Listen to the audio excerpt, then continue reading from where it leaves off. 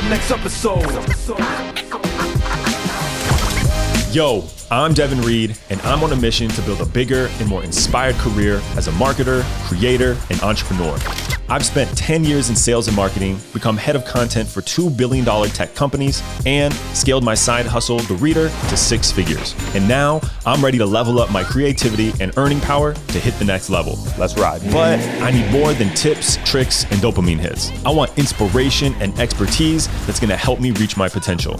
And damn it, I wanna have fun doing it. So I'm traveling America for candid, street-level conversations about creativity, marketing, and playing by your own rules. You'll hear the stories behind the success, unfiltered conversations, vulnerable moments, and practical advice to help you grow your career, confidence, and income. Are you ready? This is Read Between the Lines, the show for people who want to achieve phenomenal results.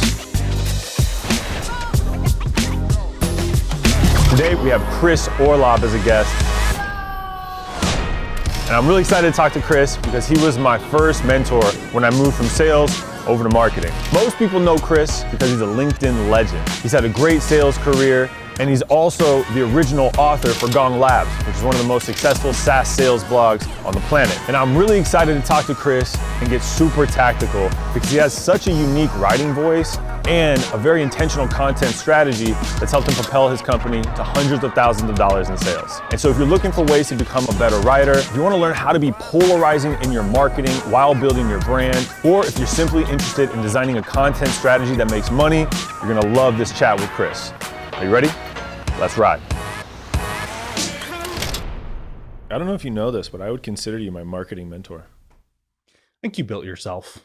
Oh, I think I did too, but I gave you a few tips early on. That was that. What do you remember the 4? Oh my God, are you, dude? Write every day, read every day. Read every damn Write every damn day. What was number 4? No, there's the first one. It was know your audience. Okay, that's what so dude, I am honestly I still think about that. Okay, because here's what I was thinking. I'm like, what am I gonna ask Chris? Yeah. And it's like the first thing that came to mind was you're prepping me for the role. We're walking through the Westfield Mall in San Francisco. And I remember like you were 7 feet tall. And I remember anymore, though. And I was like, not anymore. You're 6'8". Yeah, I've lost. I mean, you've lost a little bit of respect. But I remember walking through and you're like, there's 4 rules of marketing. And I was like in the shower the other day trying to remember the 4th one, and I was so disappointed. And I started beating myself up, and I'm like, because I knew it was read every day, write every day, write every damn day. Those I've lived by. And I was like, I don't remember the 4th one, but I've written about it. Peer into your audience's soul. Yeah. But I was like gonna go back to the newsletter of like years ago when I wrote it, because I remember reflecting on it. And then I went, what if I spent all this time on it and I go, Chris, do you remember those 4 marketing rules? And you go, I don't know what the fuck you're talking about. That was just some shit I said. I made that up. I'll be honest. I was told I had to onboard you, and so now I had to figure out what to say. We're walking, and Chris just goes, 4 rules. And he ran out of ideas on the 4th, so he says, write every damn day. I told him 4, so write every damn day. We've already covered that. And so I love that you brought that up, because I have lived that. I have lived that. Now, did I remember know your audience? No, but I literally like my. But you know the audience. But my business is called The Reader. It's about the audience, and so that was instilled in me. So that was. Are we rolling? Yeah, we're just going now. We're just going. Yeah. Okay. That was genuinely one of the most impactful conversations of my career. And I really recognize that it probably wasn't for yours. Well, I remember it. Yeah, I'm glad that you did. But it really was like. It was helpful because in B2B marketing, I just feel like it gets so over complex, so tactical about the blogs and the SEO and the web, like all that is stuff. And I remember just always going back to, if you know your audience, and basically if you practice every day and you get input every day, like the cycle, it was really like a cycle is what you taught me. Mm-hmm. And so that was like the most simple and profound thing at the same time. Well, it was profound for me too, because I feel like the most underrated aspect of mastering something is teaching it. Yeah. Like if you, like those 4 things like are embedded in my psyche because of the conversation we had. Like they were rolling around and I didn't really think of them. And now they're almost like etched on a scroll now. Same. Because we had a conversation about it. So what other tenets do you have? Are there any other manuscripts written on the wall of Orlob's dome? It's kind of similar to the first one, but if you can peer, like your writing or like if you're selling, your sales messaging should feel like you're peering into their soul, right? Like I've sold and marketed to sales leaders my entire career, so I can do that now. Naturally, probably without even trying. To the point where like I got that principle because some VP of sales said that. It's like walking him through a call deck and he's like, it feels like you're peering into my soul. And like, it's hard to hire like copywriters, like in a marketing capacity. Because even if they're like really good copywriters, if they don't understand your audience, like the copy springs from understanding the weird stuff about your audience, like what thoughts are swirling in their head and what like emotional patterns do they experience on a day-to-day basis, and like what are some of the things they're afraid to admit even to themselves, right? If you understand those things and you're like a half decent writer, that just pours out of you like a river when it comes to writing copy. Do you know what Google has labeled you if you search Chris Orlob? I do, and I'm embarrassed about it. I hate it. I saw it. Do you want to say it or do you want me to say it? Internet personality. It is internet personality. I hate it. So I'm not going to... I honestly hate that is a fact. I wasn't sure how you would feel about it, but here's how I found it was, I'm doing prep for all my guests. Yeah. And I go to social media. I already know you on LinkedIn. And I'm like, it's always fun. Like, what's good old Google got to say? And there's a good thing and maybe not a good thing, in your opinion. The good thing is of all my guests, including Doug Landis, who's a very well-known growth partner at MCAP, you're the only one where you get like your own little box with a picture and a name, like a title. Like Devin Reed is just my LinkedIn link. It's just there's a link if you want it. I don't know how that happened. Doug is like MCAP, and Nate Hall, same, like her Instagram. It's you smiling, and it says internet personality. Now I wanted to razz you a little bit. If I'm poking a wound, honestly, I'm not even like fake hating on this, like, oh, I really hate that, but like secretly love it. I'm like, no, like my goal in life is to be like obscure and rich, like Michael Jordan. Well, I guess he's not obscure, but he tries to be. He's not obscure neither.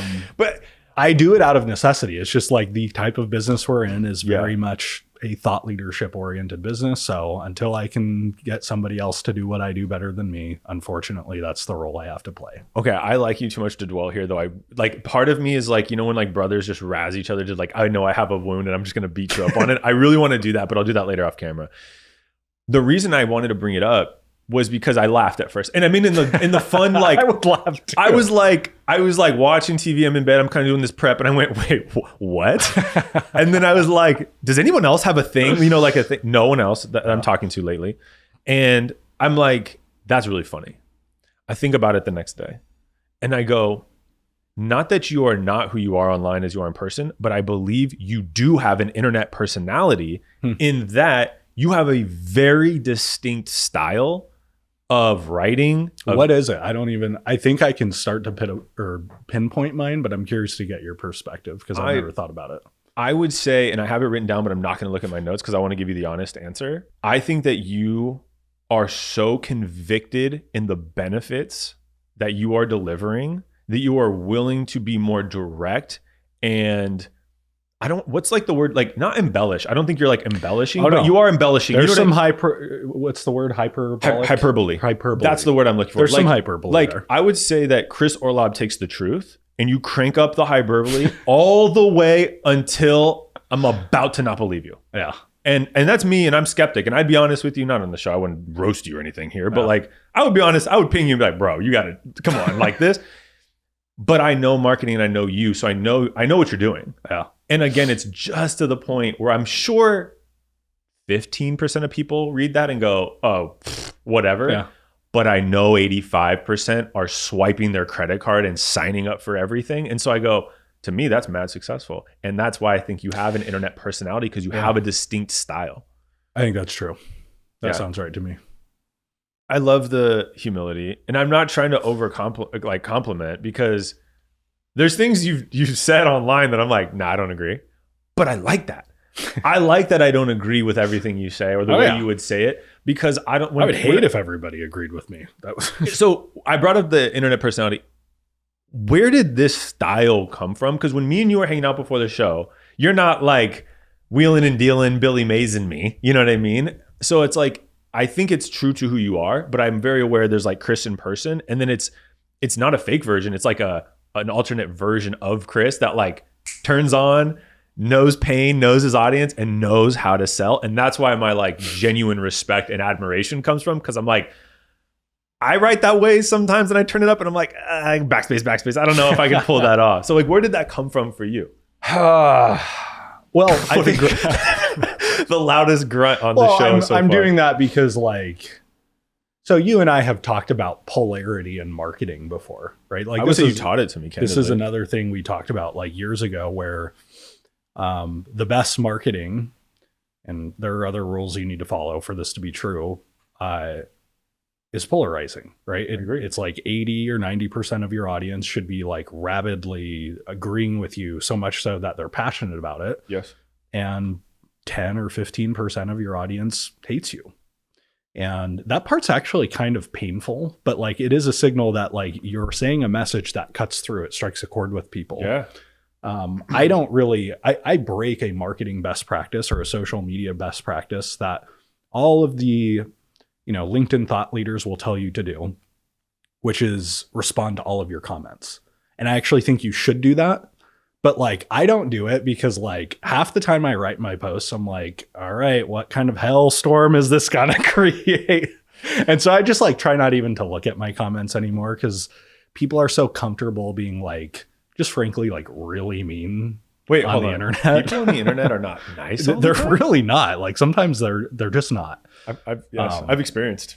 Yeah, and so I could probably be better with like engaging people, but I'm going on like posting twice a day for like probably 500 days in a row at this point, and at some point you're like, all right, enough. I don't need to respond to all of these things. Well, I think there's like, why would you? Like, like the honest question, right? Well, I always get myself into trouble when I do. Well, really? Like what? Go on. So there was actually, is there a story? This is kind of a funny story. I love it. So this was probably 6 months ago. I have a co-founder, the brains of the business. Like he runs the back office, operational engineering, that kind of stuff. And I also have an EA, who basically manages my schedule and my inbox and just like kind of lets me focus on like bigger picture things. And there's this one day back in June, I can't even remember what the guy said, but just railing me like on one of my posts. And I responded. And it led to 24 hours of just no peace of mind, just arguing with this guy and me being pissed off all day, despite like, I probably missed out on like some good life moments, right? I'm sure my kids were like doing something cute and I couldn't even think about that. Yep. And my co-founder scheduled a meeting with me and my assistant, and he goes, "You're not allowed to check LinkedIn without Maria like giving you." Now you got put on LinkedIn probation by your co-founder. I agreed to it for one day, and the next day I was like, "Fuck it!" Like, Did you go back to that guy again? No. Okay, it was different. Okay. No. Well, I was like, how deep is this? That did teach me a lesson to just like let it go. Let these fires die by a lack of oxygen, not by trying to put water on them.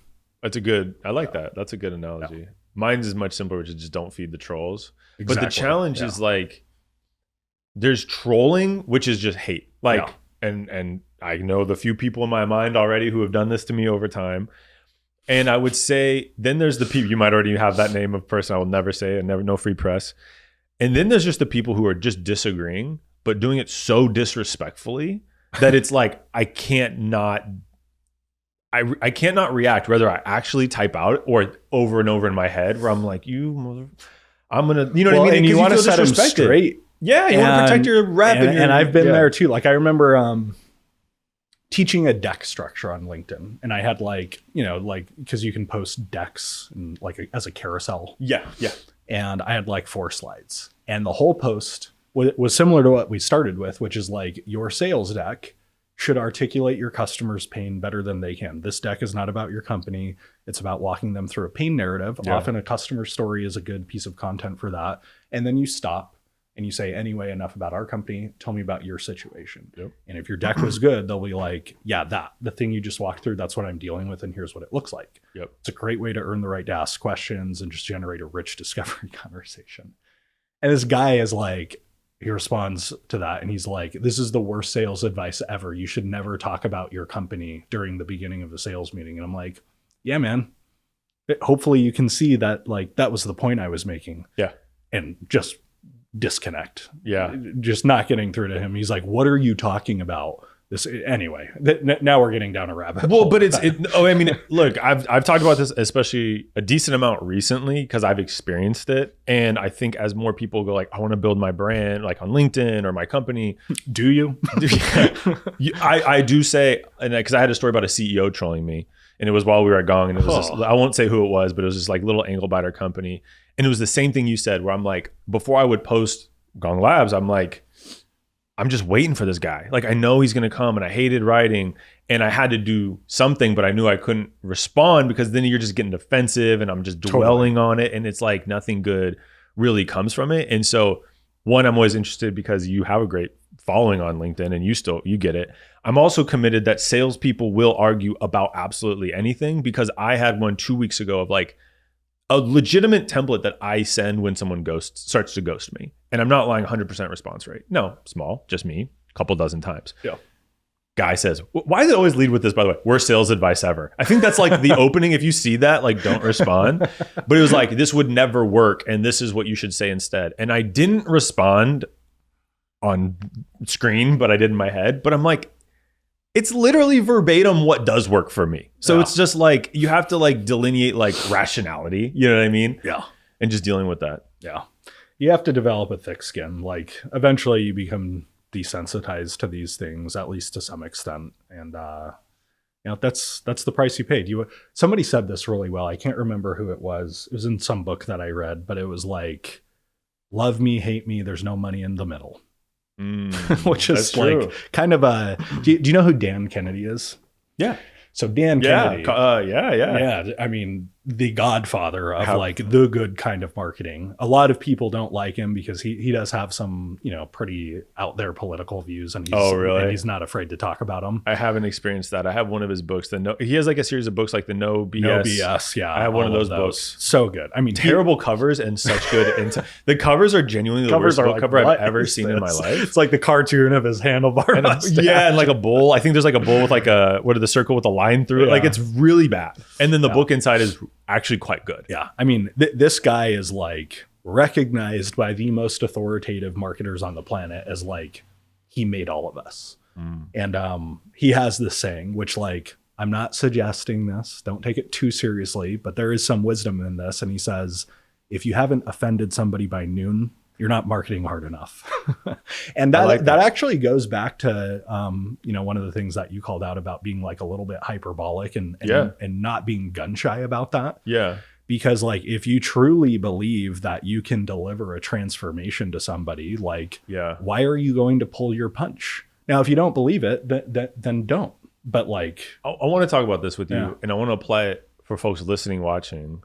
There's a lot of B2B folks that are, I think both of our audience are going to be listening. Like, you're in sales and you're talking about, do I hold, how hyperbolic and in marketing. And the word conviction, I think, is really important, because I'm wondering why in B2B marketing are all the punches I feel like pulled back. Like, I don't think, and it's like, and then when someone does, it's usually distasteful. It's kind of like too direct. It's almost like right at a competitor, naming them and hating on them. So I have some theory, but I'm curious, like, why, at least in the B2B world that we live in, I feel like they're so shy of that 90, 10, 80, 20 rule. And they're like, no, we're genuinely looking for 100% agreeability. Which if that's what you want, you will sacrifice revenue and growth. Right. So like, I mean, that's what it is. Like, you and I just talked about polarity. Yeah. And having 80% of people love you and 20% of you hate, or 20% of them hate you, or whatever, some ratio like that. Yeah. And everybody listening, if there's 100 people listening, 99 of them are smiling and nodding and agreeing intellectually, and will never do anything with that. Yeah. Because there's a difference between getting that concept and at an intellectual level, and having the emotional wherewithal and courage to act on that. And that's just one person. You probably need 4 or 5 people internally at your company to agree to that. Yeah. And that's a big sell, right? And so like, we did this well at Gong because who were our 2 marketing leaders? We had Amit Bendov, the CEO, and we had Udi. Both of them already we didn't have to convince them to be edgy. They were convincing us. One of the luckiest things in my life is I got to start with those two, you included. But like when people are like, how did you get away with all that? I'm like, the CEO was a CMO. And trust me, I was pumping the brakes compared to what was wanted. For real, sometimes I did. I literally had to pump the brakes sometimes. But sorry, I interrupted you. We had two guys at the top. No, I mean, I think that's it, is like, right, if I'm a marketer listening to this and on board with this idea of polarity, first thing I need to do is get over a huge emotional hurdle and be willing to let a pocket of people in the world hate me. How do and you then do the that? second, Yeah, I don't think you just have to. You just have to want the end result more. I was going to say that word for word. I was going to say you have to want the outcome more than you dislike people not liking you. I feel like I'm dwelling here because I learned this from you and from Udi and like Amit. I would say probably in that order of like who's willing. Like Chris is like, you're holding the lighter in the gas can. Like when I think of you, you're like, we're starting a fire right now, right? And I'm like, let's be sure. And then Udi's like getting another canister. Like he's like, wherever we light it, I'll help. And then Amit is like, we should be lighting a fire somewhere. Like, and intentionally. And I've learned that. And so, but even for me, I have that stuff like the reader. I want to be provocative because I think that's naturally who I kind of am. But I still have those moments of like, can I get away with that? Is this like on brand in that, do I really believe this? Or am I, you know what I mean? So it's a delicate balance. Yeah. At Clary, it's tough to get, like you said, 4 or 5 people, especially like a CEO, to be like, yeah, we're taking the gloves off and throwing some punches today. Yeah. I don't know if I have advice. Do you have, like, you're a CEO now? I mean, I think it starts with like the first piece of this is like, okay, let's say I'm on board and I want to be polarizing. How do I do it? And this is kind of not actionable, but it is the answer. And it is, you need to be authentic, which when you think about what authenticism means, it means you are willing to say things and stick to your guns no matter what reaction you're getting. Yeah. And so like it's not, being polarizing isn't a technique. I mean, there probably is technique to it. Yeah. You can make it more crisp and what have you. But like a lot of it just comes down to internal character. Like people, customers included, they crave authentic people because their experience is like, can I trust these other businesses? Because it feels like they're just saying what I want to hear by being kind of vanilla. Yeah. And I don't think any of this is conscious, but I think people have a distrust for an inauthentic brand. In other words, a vanilla brand versus a brand that's willing to stake a claim and stand for something, even if there's a pocket of people who are like, these guys are a bunch of cheese balls, or these gals are a bunch of cheese balls. I think that's like the first thing is like finding your authentic voice. I know that sounds a little more fluffy than... I know what you mean though. I had Nehal on the show. She worked with me at Gong on the content team. And we had these things we talk about called Firestarters, which were intentionally polarizing LinkedIn posts to get people talking. Yeah. And of course, when you do this intentionally, or even unintentionally, you sometimes start a fire that goes a little outside of what you meant. You know what I mean? Like, oh, it kind of took a right turn and we didn't, know it would go that way. Yeah.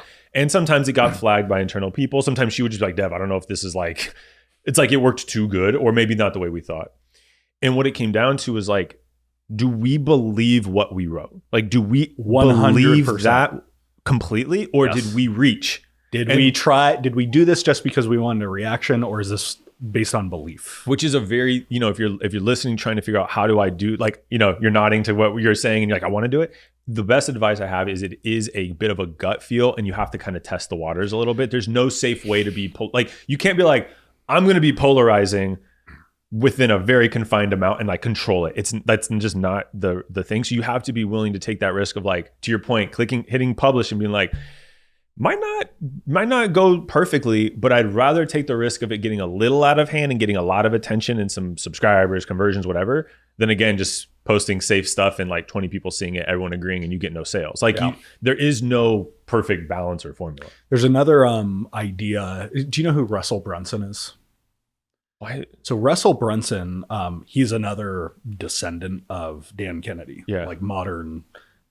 started a company called ClickFunnels. Yes, that's what I was like. I know it sounds super and grew it to 100 million in like 3 years. And he's probably one of the best marketers on the planet, right? Just like for everybody listening, if you want to get like really good at marketing, study direct response marketers. Like that is salespersonship in print. Anyway, he has a lot of good books, one of which is called Expert Secrets. And he talks about finding your voice, which is very similar to what we're talking about right now. And he says, pick your platform, LinkedIn, podcast, whatever, and publish every single day. And the first 50 days are going to suck. You're not going to be very good. Yeah. Usually around day 50, you'll start to find your authentic voice and you're going to start coming through with more conviction and authenticism. And then he has this other thing he says, like right after that, which I think is awesome. He goes, if you can publish every day for a year, you'll never have to worry about money problems again, which is a big promise. And I think there's a lot of truth to that. Yeah. Right? Now think about what that promise means. He's not saying you're going to make, $1 million. He's not saying you're going to be insanely rich, but will you ever have to worry about money problems again if you post on your platform 365 days in a row, right? The least you can do is get some speaking engagements or sell some stuff. But we've done that at P Club and it's blown up our business. That is the other thing when I think of the 4 rules. And then like if 5 was like, if there's a bonus 5th or like, what should I be reading?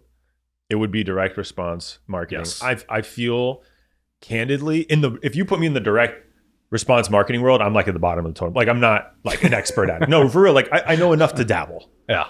Put me in B2B and I feel like I'm at the top, not of all marketers. I'm not bragging like that, but like in terms of like my knowledge of it, because no one talks about it. And when they do, it's like icky.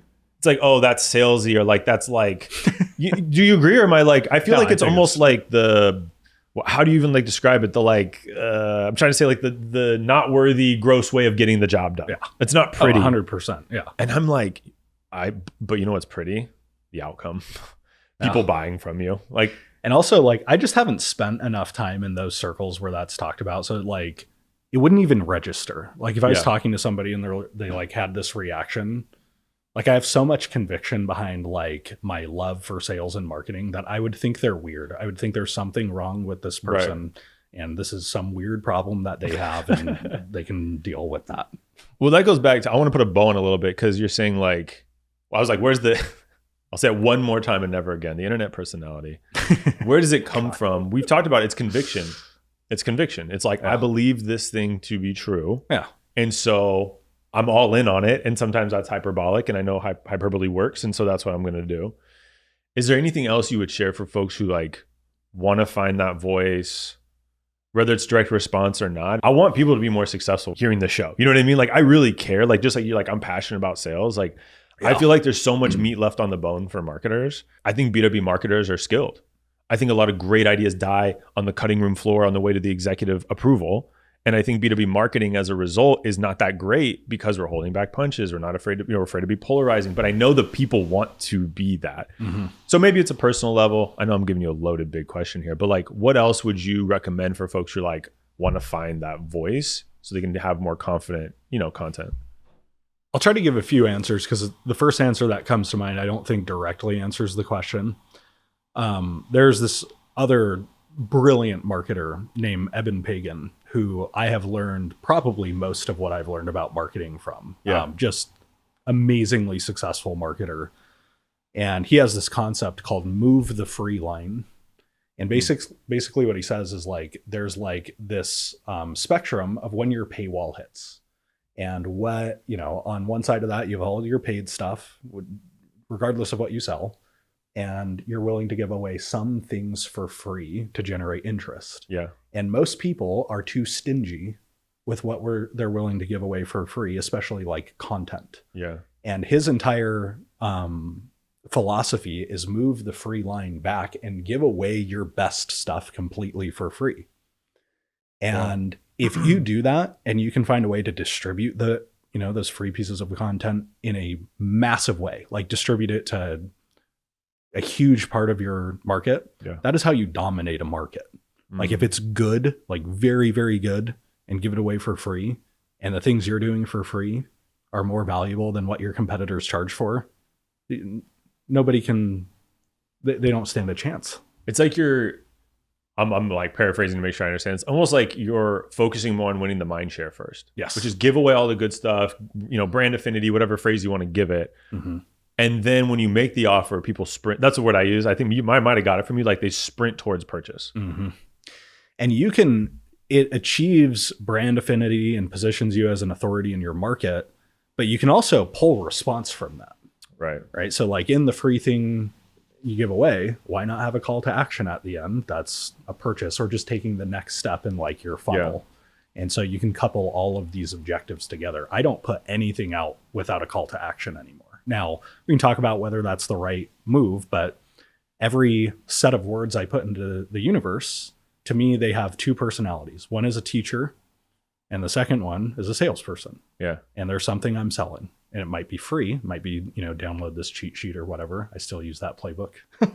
As do I. So I want to go back earlier. You're like, how would you describe? You're like, I think I know how I would describe it. How would you describe it? And I was like, I'm not going to look at my notes. Do you want to know what I wrote? Yeah. I would describe your writing style as ... over the top, extreme. But I'd also say you're possibly the best copywriter I know. So I'm glad I have no idea it's like even perceived that way. Like if you ask me and you're like, Chris, like how hyperbolic do you think you are? I'd be like, like sometimes I think I'm maybe a little bit. Well, that goes back to like, I'm like, way. but you know what, to be honest, if you were like, Dev, I turn it on, then I'd be like, that's not authentic. And you're like, you're like kind of not a fraud, but you're scheming. You're like, you're putting on to get people to do something or manipulating. And I know you don't do that. That's why I'm like, I'm not the same. I'm not the exact same, but I view it through the same lens as you. You know what I mean? Like we're running the similar playbook or we believe in the same methodology. And then Chris is like, I'm going to turn the hyperbole all up to 11. Yeah. And I'm like, I dabble in 5 to 6, I think. But that's probably a mediocre answer. But can I read you the other thing you wrote? Because I think you'll like this. I already asked this question. Where did this unique style come from? Follow-up question. Did you watch WWE growing up? Like, did you watch Ric Flair and Hulk Hogan interviews? Where did this style choice come from? Wow, we are earlier talked about Dan Kennedy and how he's like the godfather of direct response marketing. My answer to this is actually kind of a testament to that. This was back in 2014. When I was an account executive at InsideSales.com. Yes. But still had aspirations of being an entrepreneur. And like around that time, that's when I started studying direct response marketing. And people like Dan Kennedy and Evan Pagan and what have you. And I think it was Dan Kennedy. He said, it was Gary Halbert. He's another one of the OGs. He said, here the A-list, B-list pile, A pile, B pile. Yeah. Yeah. The direct I followed mail. that. And I followed that today for my email marketing. Yeah. So, Gary Halbert, who's no longer with us, but another just amazingly effective mail order marketer, like back in the 80s, had this exercise. He's like, I know nobody's actually going to do this, but those of you who do, you're going to blow past your peers. Here are the 20 best direct response ads ever written. And they're long. Go write them word for word. Like rewrite the exact rewrite them longhand. It will seep into your subconscious mind, like the techniques that are used. And I remember doing this. I would end work at 5 p.m. at InsideSales.com. This probably took me like 2 or 3 months to get through it. And I would pull up those ads and like I was at my desk at work and just, looking at my monitor up here and like typing through. I didn't do it longhand. It's insane if people actually did that. They're long. For those who don't know these sales letters, they're long. Yeah. And I like just typed it and like, that's not the only thing that didn't transform me, but like it set me on a different trajectory. Did it set? So I've gotten this advice and I haven't done it. Yeah. So I'm glad you have, because I'm like, honestly, if I decided I want to be a little more like Chris, that's one thing I could do. Eddie Schlainer, if you know Eddie, I don't know if you know Eddie, he's a phenomenal B2B copywriter who's in B2B. He's done the same thing in his newsletter of like, is this the Very Good Copy? Yeah, verygoodcopy.com. I love that guy. I think a lot of respect for him too. He's done the same thing in his newsletter. Here's the top 5. And he doesn't claim he made this up, by the way. He's like, he's the, and one of the things I respect about him, he's the first to cite the guy or gal who he got the thing from. And then he just adds his flavor. But he put that in his course that I took. And I was like, yeah, I'm not doing that, Eddie. That's just too much work. But I was hoping this course would just solve my problem. Not you giving me a bunch of homework. I've got to do work. It's funny though, because I am one of the people like, I will do the work. And then that was the line where I'm like, but I won't do that. Yeah. But you saying you've done it is helpful. But what is like, I know it doesn't do it for you. Just copying that isn't going to, what did change though? Like, what is the, like, did it just put this like, I want to call it DNA or like programming in your head? I think just like it a did. lens, like of just like you start to like see some patterns in like, like right there, they're kind of agitating pain. And right here, they're future pacing, right? They're talking about how like life is going to look. Right here, oh, wow, their call to action is thorough, right? My call to actions were PS sign up for this, and that was it. Yeah. This is like a 4-paragraph call to action. And so you just start to see patterns, but even like less explicitly, I think just effective words and sentences seep into your subconscious mind in a way that like when you are then writing some copy, it pours out of your fingers, right? It's been hanging naturally, out. it just happens. Yeah. When you say effective sentences, my brain goes to specificity. Yes. And when I think back to, and I'm not saying like, I lead a B2B marketing team. I'm constantly trying to get myself better so I can help them get better so the company can be more successful. I feel like the word specific or specificity is probably the number one word that I coach my team on, because you read a piece of copy and it's like, and this isn't just my team, I'm not like knocking my team, it's everywhere, is like, I think I see where you're trying to go, but you didn't get me there because it's just too vague. Yeah. And I was talking to internally, we're like talking about like training, like what can we do, for the whole marketing team, just level up. Yeah.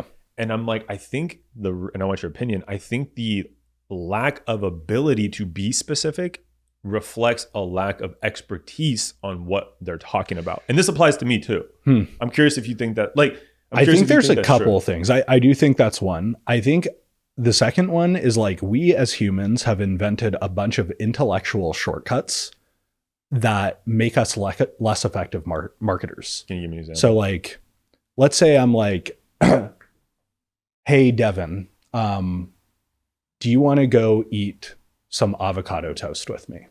That's very specific. You know exactly what I'm talking about. Yeah. Actually, let's say banana. Do you want to go eat some bananas? Super weird invite, but I love on a scale of 1 to 10, like how compelling is that? Well, not even compelling, but like how likely are you to be confused about what I'm talking about?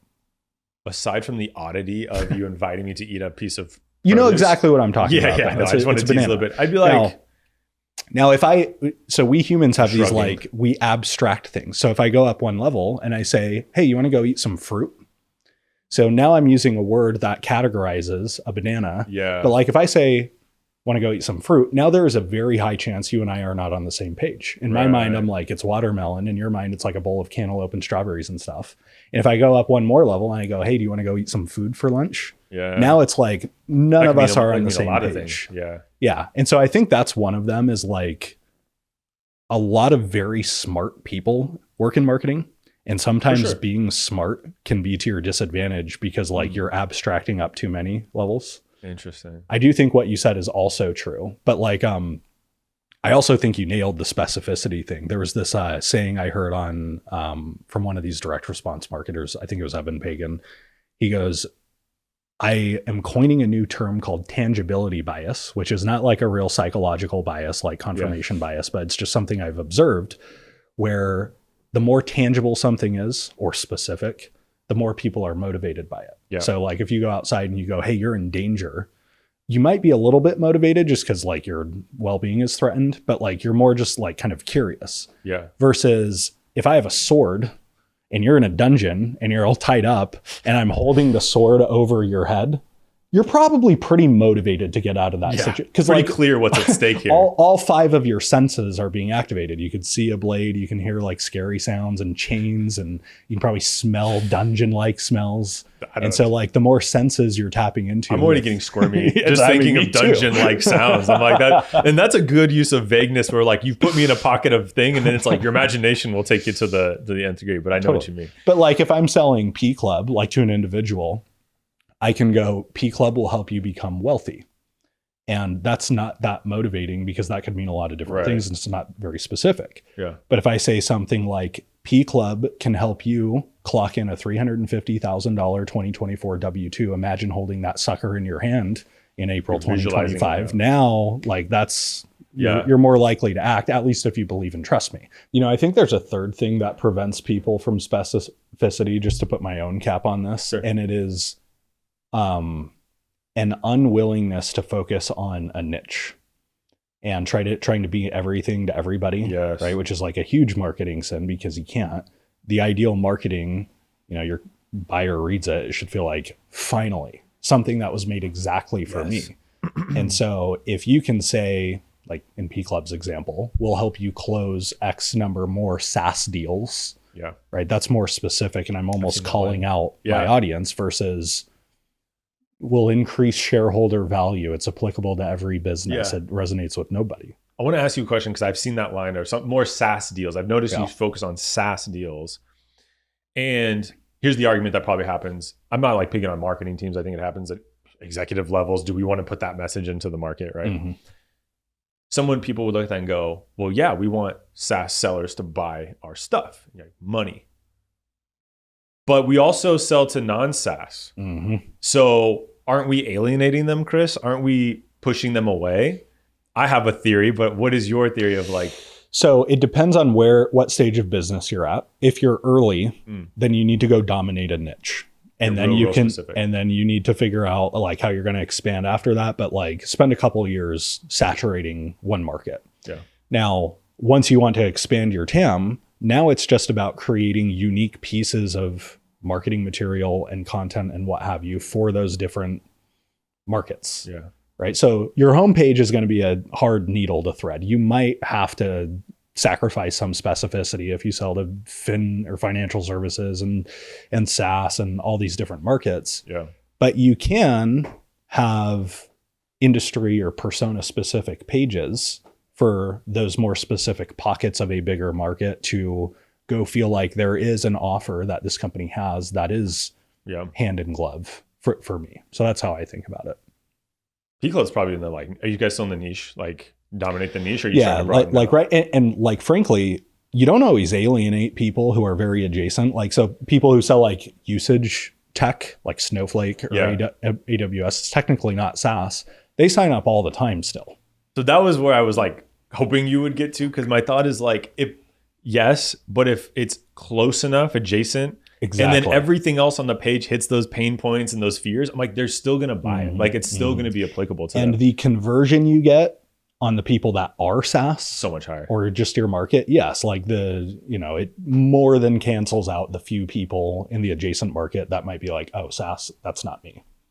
One of my hobbies, I study someone's or the company's content strategy. What channels are they using? What techniques? And I think I have P Club figured out. Oh, if you do, I can't wait to hear it because I'm still trying to figure this out. Well, it's my outsider looking in of like what I think you're doing, which part of me goes, and when I use the word simple, it's like the fundamentals, not like bad simple. I feel like it's so simple that I'm dead right, or I'm only at the tip of the iceberg and I'm dead wrong. So I'm very curious. I feel like your strategy is very simple. And I knew it before the kind of give line. You're giving away a lot of content. On LinkedIn, you say you post every day. That's obvious. I know you're doing the webinars. Those are free. At the end of the day, I feel like Chris and P Club are out here getting email addresses and then turning those email addresses into offers that are either directly trying to convert or there's a step in between, which to me would be like the webinar. And there's no video content I haven't seen you do like video series outside of what I just said, really. There's no podcast. You're not out here doing a bunch of events, like the brand building things that we often do. And I'm doing it right. You know what I mean? Like the demand creation stuff, I think is like your LinkedIn. And you're just like every post has a CTA to get I say a bribe, but I know it's like a gated piece of content. Everything has I'm trying to build my email list. And then I'm using all the things you just said to convert you into a paid customer. Yes. There are a few things you said that like I would add to, like we do have a podcast. You do? Yeah. It's like 50 episodes in, and it's, to me, the podcast is like, to me, the podcast is like, it is how you take casual followers and turn them into super fans. That's the podcast. But you nailed it, is like, at least for consumers. For our business to business, it's a little bit different. Sure. It's actually interesting. It's like B2C to B. We can talk about that if you want. But for consumers, your email list, a responsive email list, and a big one, is a license to print cash. Yep. And there have been many B2B marketers who comment on my stuff and they go, just ungate it, man. Yes. And all I can think is like, man, I kind of feel bad for you. And there is a time and place to like ungate content, but like, you don't want to be dogmatic about it, because this is how you build an email list. And like, when people come into our email list, when they like request a cheat sheet, we send 3 emails a week, and they're meant to be like thought leadership, and they always end with a call to action. Huge moneymaker. And then every now and then we like run a hardcore promotion, right? Yeah. Like, prices raising for this course or whatever, and it's like, it's coming for you. You got to act now if you want this deal. But that's it. It's like, how can we get as much of our market into our email list? Because that's traffic we own. It's not traffic we earn, Yes. and it's not traffic we have to pay for. It is now traffic we own. If we want traffic to a landing page, we send a good email to our list. Yep.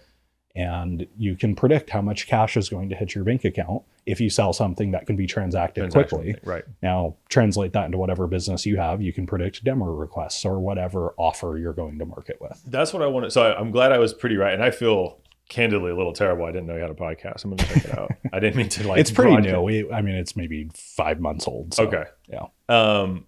What I wanted, the kind of precursor to that question is, I want you to break down, and we can maybe chat back and forth, like, my content strategy for the reader, and I'd argue for B2B, it does get more complex, because when I go, it gets more complex. It's because there's more people telling you to do stuff that you don't always necessarily think is the right stuff, but we'll get to that in a second. I would love to get tactical with you of like building a content strategy from kind of scratch. Now, I know we don't have an hour and a half more to like go into each level, but I wanted to give you my feedback of like what yours looks like, because I feel like that's the fundamentals. Like, do what it takes to get email addresses with integrity. Be a great copywriter, because then it's direct comms to that person to get them to, again, go to, if you need to warm up, if you're like the longer B2B cycle, you got to take them to events. You got to warm them up a little bit. You can't say, hey, you download the cheat sheet, here's a demo. But I would also argue you could, if you did it right, from time to time. So I'm curious, what would you like recommend? B2B marketers, B2B. So we got to get out of BC for a sec, because I think there's creators on here. I have that. You have that. But like, let's go like B2B. What would you do? You start from scratch. You work for Reader SaaS Co. now. Yeah. What would you be like, this is what we should do? I mean, the first thing is you've got to figure out like what corner of the internet that you want to dominate from a thought leadership perspective. Okay. And so you start with your audience, like who are you selling and marketing to? And what problem are you solving for them? And can you condense that into like a word or two? For us, it's skills. That's equally applicable to B2B, right? Revenue skills. And then how do we own that in our market's mind? How do we develop a content program, a LinkedIn program, in email, out of email, to be the go-to resource for the problem you solve for your market? To me, that's the most like foundational piece of content strategy. And everything else is just kind of tactical layering. So it's like, all right, if we wanted to break it down into like really simple stages, you have a lead attraction stage, right, where you give away the bribe. You have a conversion stage where they're already in your funnel, and you might have multiple steps depending on the complexity of what you sell. And you have a retention play depending on the business, right? Some don't, right? Some it's just pure customer facing CSMs or whatever. But to me, that's it. Like, there's a lot more you can overlay to like put all this stuff on steroids. Yeah. But there's, how do I get people into the top of my funnel? Once they're in, what kind of multi-step program can I put in place to convert them to the next stage? Yeah. Whether that's a purchase or entering a sales cycle or whatever.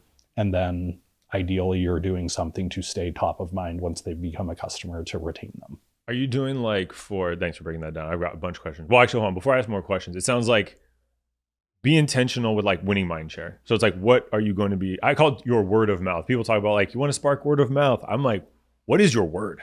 Yeah. What is the thing that you want when in meetings are happening? I imagine this is probably for you to a degree. VPs of sales, quarter ends, they're in some sort of, recap meeting or some sort of, metrics meeting, forecast, whatever.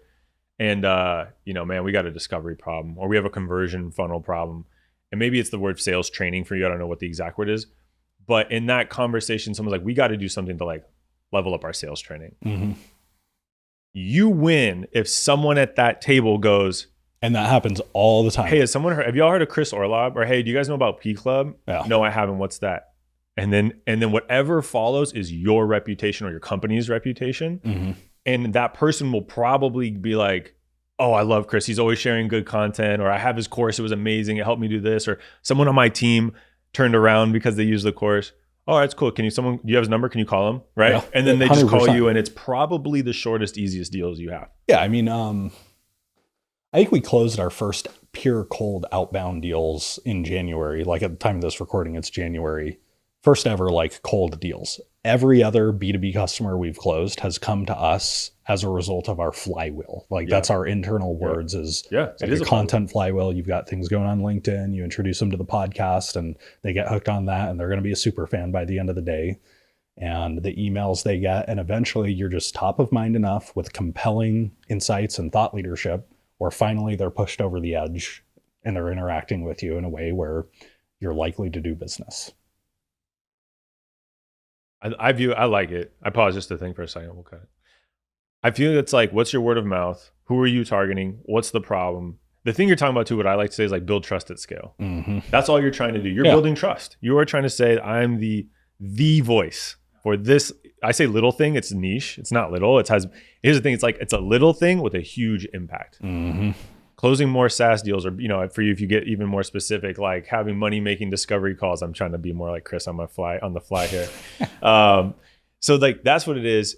And I said yes of like marketers in the comments saying I can't, like, again, gating content is there with like direct marketing or direct response marketing of like, that's like an icky old school way to go about it.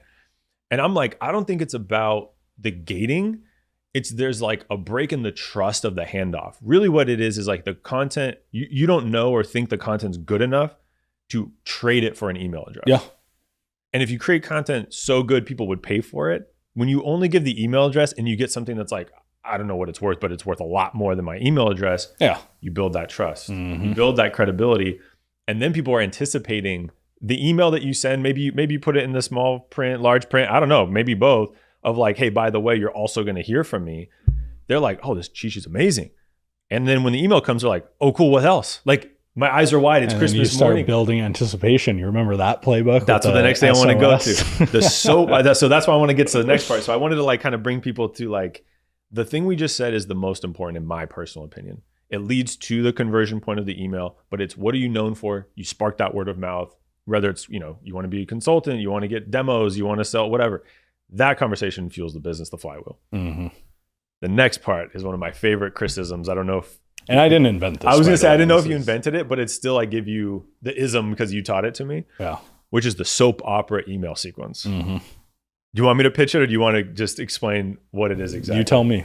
Okay, here's my best. And I need to get better at it. This is the one thing like I want to get better at.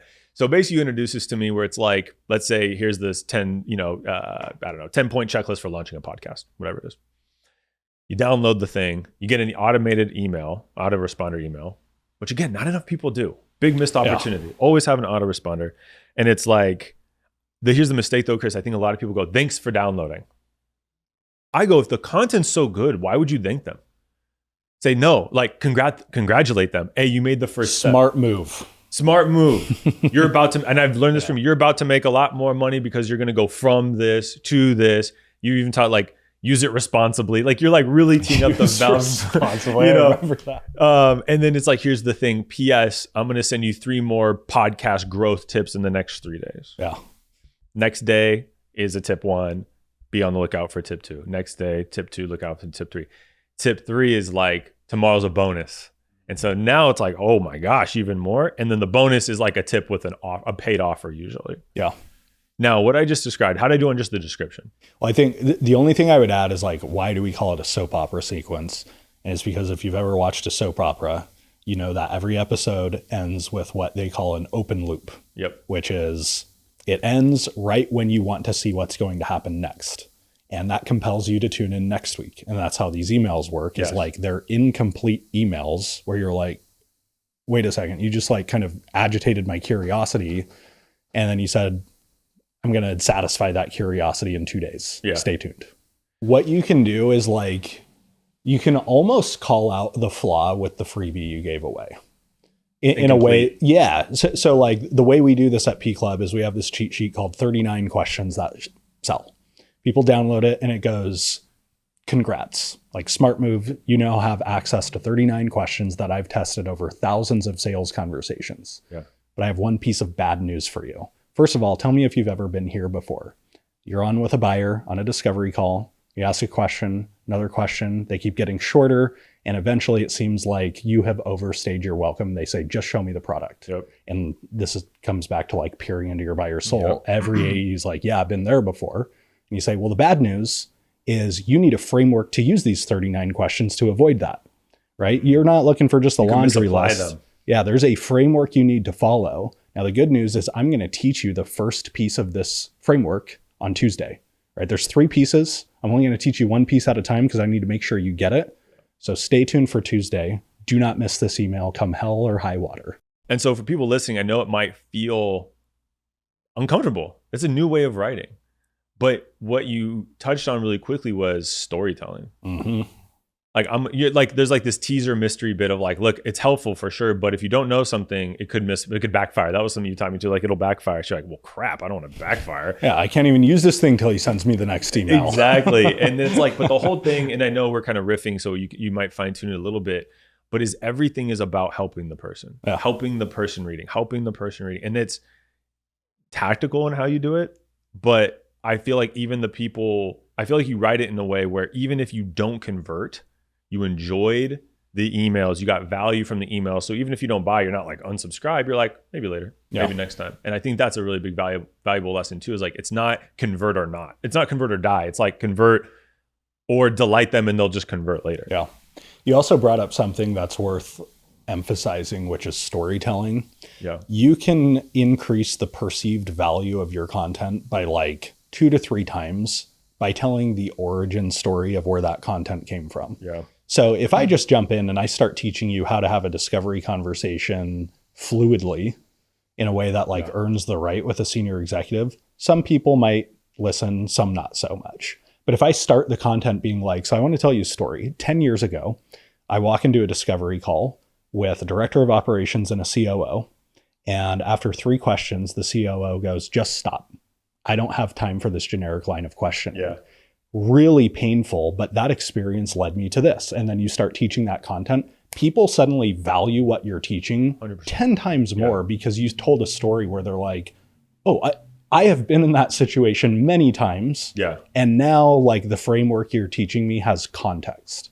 And I think most content marketers or people teaching things in general, they just jump straight to the strategy and tactics and they get met with like eyes glazed over. I've made that mistake many times. And I would say in sales, not as much, but when I moved into like, I started doing like, was a marketer, and then therefore my audience became marketing because that's what marketers, because that's what I was doing, I was like, I think a little eager to prove to myself and my reader that I knew what I was talking about.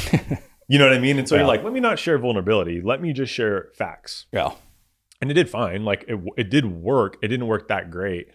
And then what I've been pushing myself recently, including this show, is like, this is not a teach first show. Mm-hmm. This is a relatability show. Mm-hmm. I want people to not, you're doing it right now. Like my favorite thing is, and I put this in the edit notes too, I want head nods. I want people to go, yes, I understand. I resonate with that. Yeah. And I've been doing this on my newsletter lately where instead of, this was one I just wrote, was like, instead of here's how to get to 7 income streams, here's how I got to 7 income streams. And I started with 9 to 5 and then consulting. And then it was like, and every little thing was a little story, a why, a how, and then a little pro tip. By far, I put a little survey at the bottom. Did you love it? It was okay, or it was like meh. I think it had 2 times more overall votes than ever, and by far the most like loves. And all it was the same information, but wrapped in a story and how I did it without bragging, obviously. Mm-hmm. And I'm still like, that was on, what's today? Tuesday or Wednesday? That was on Saturday. And I'm literally still getting emails today of like, this was inspiring. And I'm not saying that to brag. I'm saying it's like, I'm like, oh shit, just do that. You know what I mean? And so now I'm like going back to old content thinking the framework for me is every like way you operate started with an experience. Mm-hmm. You had to have been doing something some way where Chris told you something, or you were doing it one way, it wasn't working, and Chris taught you something. So therefore, that's my story. Now this works. That's a medium story. But like people love like you set it up, the moment. The stakes were high, and I was doing it this way, and it didn't work. Yes. See, and you need to tell a story of the struggle. And you've mastered that. And that was like on the I don't know. Is it the world's most successful sales blog? Honestly, it might be Gong Labs. Honestly, no, I'm being like, if not one, at least in SaaS, like for sure. And I ripped that off of you 1000%, because when you were writing those posts, every single one started with that type of story of like in media res, forgive my accent, but, dropping me in the middle of a story, feel emotion, stakes are high, and I failed. And now I'm into like what we're talking about today. And I remember being so hooked on that thing, dude, where I couldn't scroll fast enough to read like the so what. And I remember when I started writing Gong Labs after we switched roles, the first one I wrote kind of flopped, maybe the second one too.